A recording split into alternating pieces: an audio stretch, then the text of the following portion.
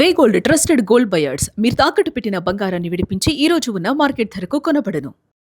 మసన్ గారు ఒకసారి మనం బెంగాల్కి వెళ్దాం. బెంగాల్కి వెళ్తే మమతా బెనర్జీ ఆల్మోస్ట్ ఆల్ అయిపోయిన 183 బీజేపీ, 102 దగ్గర మమతా బెనర్జీ కనిపిస్తుంది.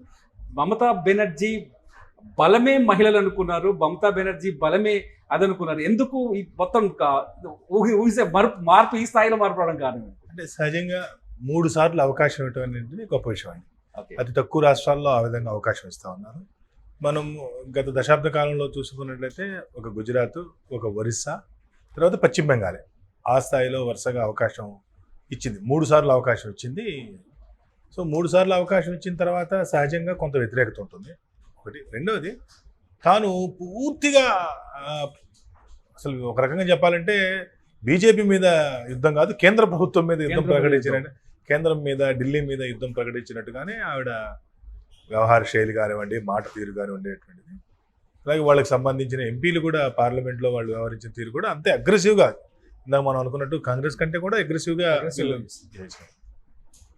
తర్వాత సహజంగా ఉండేటువంటి వ్యతిరేకత కొంత ఉన్నప్పటికీ ఎస్ఐఆర్ ద్వారా జరిగినటువంటి నష్టం మమతా బెనర్జీకి చాలా బాగా జరిగింది. 294 నియోజకవర్గాలు ఉన్నటువంటి పశ్చిమ బెంగాల్ 134 నియోజకవర్గాల్లో మైనారిటీ పాపులేషన్ 30-40% ఉంటుంది. 32-40%. ఓకే. మరి ముఖ్యంగా సౌత్ బెంగాల్ ఏదైతే ఉందో, సౌత్ బెంగాల్లో 134 నియోజకవర్గాల్లో 30-40% పాపులేషన్ ఉంటుంది. ఓకే. ఈ 30-40% పాపులేషన్ నుండి 67 లక్షల ఓట్లు తొలగించబడ్డాయి ఎస్ఐఆర్ పేరుతో. మిగతా ప్రాంతం అంతా 25 లక్షలు, సుమారుగా 92 లక్షల ఓట్లు తొలగించబడ్డాయి. అంటే ఎస్ఐఆర్ విషయంలో బీజేపీ మొదటి నుంచి ఏమి ఆరోపిస్తుంది అంటే, రోహింగ్యాలను తీసుకొస్తున్నారు, బంగ్లాదేశ్ నుంచి తీసుకొచ్చి ఇక్కడ ఓటు హక్కు కల్పించి వాళ్ళని కాపాడే ప్రయత్నం చేస్తుంది మమతా బెనర్జీ. ఇవన్నీ నిజమైంది చెప్పొచ్చా? ఇప్పుడు నిజమయ్యా? ఆరోపణలు నిజమయ్యా? ఎవరు తీసుకురావటం ఎవరు లేదండి. ఖచ్చితంగా రోహింగ్యాలు పశ్చిమ బెంగాల్లో ఉన్నమాట వాస్తవమే. బంగ్లాదేశ్ చొరబాటుదారులు కూడా, అంటే వాళ్ళు చొరబాటుదారులు అనలేము కానీ బంగ్లాదేశ్ నుండి అక్రమంగా వచ్చినటువంటి వాళ్ళ సంఖ్య ఉందనే దాంట్లో ఏమాత్రం సందేహం లేదు. ఎందుకంటే అది మనం ప్రకటించడం కాదు. బంగ్లాదేశ్ ప్రభుత్వమే ఒకానొక సందర్భంలో మా దేశంలో 3 కోట్ల మంది పౌరులు కనపట్లేదని చెప్పింది. కాబట్టి బంగ్లాదేశ్ నుండి వచ్చినటువంటి వలసదారులు ఈ దేశంలో అనేక ప్రాంతాల్లో ఉన్నారు. అయితే ఎక్కువగా పశ్చిమ బెంగాల్లో ఉన్నారు. కారణం ఏంటంటే మమతా బెనర్జీ గారు అక్కడ ముఖ్యమంత్రిగా ఉన్న కారణంగా అవసరమైనటువంటి షెల్టర్ వాళ్ళకి దొరికింది. ఏమాత్రం దాంట్లో ఏం సందేహం లేదు. సరే, అంతా వాళ్ళ ఓట్లే పోయినాయి అంటే కొంత భారతీయుల ఓట్లు కూడా పోయినాయి, కొంత భారతీయుల ఓట్లు కూడా. సో ఆ విధంగా 92 లక్షల ఓట్లు పోవటం అనేటువంటిది కూడా మమతా బెనర్జీకి. ఎందుకంటే గత 134 స్థానాల్లో కేవలం 11 స్థానాలు మాత్రమే భారతీయ జనతా పార్టీకి వచ్చినాయి గత ఎన్నికల్లో. అంటే 2021 జరిగినటువంటి ఎన్నికల్లో ఆ 134లో కేవలం 11 వచ్చింది. అంత బలమైనటువంటి నియోజకవర్గం, ఒక బెల్ట్ని డిస్టర్బ్ చేయడంలో మాత్రం ఎస్ఐఆర్ పనికొచ్చింది. అందులో బీజేపీ కూడా గట్టిగా కాన్సంట్రేషన్ చేసింది. అందుకని సుప్రీంకోర్టు కూడా ఒక ఆర్డర్ ఇస్తూ, మీరు ఎన్నికలు అయిపోయిన తర్వాత ఓడిపోయినటువంటి స్థానాలలో మీ మెజారిటీ కంటే తీసేసినటువంటి ఓట్లు కనుక అధికంగా ఉన్నట్లయితే అప్పుడు మళ్ళీ కోర్టుకు రండి అని చెప్పడం కూడా ఒక పెద్ద చిన్న విషయం కాదు. సుప్రీంకోర్టు లాంటి కోర్టు అటువంటి చెప్పడం. సో కాబట్టి ఎస్ఐఆర్ అనేటువంటిది కూడా ఉపయోగపడింది. ఇది రెండో విషయం. మూడో విషయం, భారతీయ జనతా పార్టీకి ఎన్నికలు అనేటువంటివి ఏదేదో 1 నెల, 2 నెలలు, 6 నెలల గేమ్ కాదండి. ఇప్పుడు ఈరోజు ఫలితాలు వచ్చినాయి కదా, రేపు ఉదయం నుండి మళ్ళీ రాబోయేటువంటి ఎన్నికల కోసం వాళ్ళు ప్రయత్నాలు ప్రారంభిస్తారు. భారతీయ జనతా పార్టీ యొక్క వర్కింగ్ స్టైల్ అది. వాళ్ళ కార్యపద్ధతి ఏదైతే ఉందో, వాళ్ళ కార్యపద్ధతి ఆ విధంగా ఉంటుంది.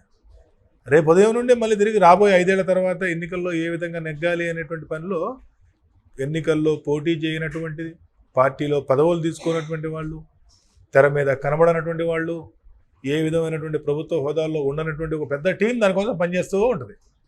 కాబట్టి ఈ విధమైనటువంటి సిస్టమ్ ఏ రాజకీయ పార్టీలో లేదు. ఎన్నికలు ఇంకో నెల రోజులు అందరికి టకటక మొత్తం హడావుడి చేసేటువంటి బ్యాచే కానీ, ఎన్నికలు అయిపోయిన మరుసటి రోజు నుండి రాబోయే 5 ఏళ్ల తర్వాత ఎన్నికల గురించి ఆలోచించేటువంటి వ్యవస్థ, పనిచేసేటువంటి వ్యవస్థ, అటువంటి మెకానిజం ఉన్నటువంటి పార్టీ భారతీయ జనతా పార్టీ. వాళ్ళు అక్కడ బలంగా పనిచేశారు. ఇంకో విషయం కూడా, సునీల్ బన్సాల్ గారి గురించి కూడా చెప్పుకోవాలి. భారతీయ జనతా పార్టీ జాతీయ ప్రధాన కార్యదర్శి సునీల్ బన్సాల్ గారు వారు గతంలో ఉత్తరప్రదేశ్ యొక్క ఆర్గనైజింగ్ సెక్రటరీగా ఉండేవారు. బీజేపీలో ఆర్గనైజింగ్ సెక్రటరీ సిస్టమ్ ఉంటుంది. వాళ్ళు ఎవరు బయట కనబడరు. ఉత్తరప్రదేశ్ యొక్క ఉత్తరప్రదేశ్లో అధికారంలోకి తీసుకొచ్చిన తర్వాత వారిని భారతీయ జనతా పార్టీలోకి తీసుకొని, అంటే ఉత్తరప్రదేశ్లో 2 సార్లు అధికారంలోకి వచ్చిన తర్వాత ఉత్తరప్రదేశ్ నుండి జాతీయ స్థాయి పార్టీలోకి తీసుకొని పశ్చిమ బెంగాల్, ఒరిస్సా, తెలంగాణ 3 రాష్ట్రాలని వారికి అప్పచెప్పడం జరిగింది.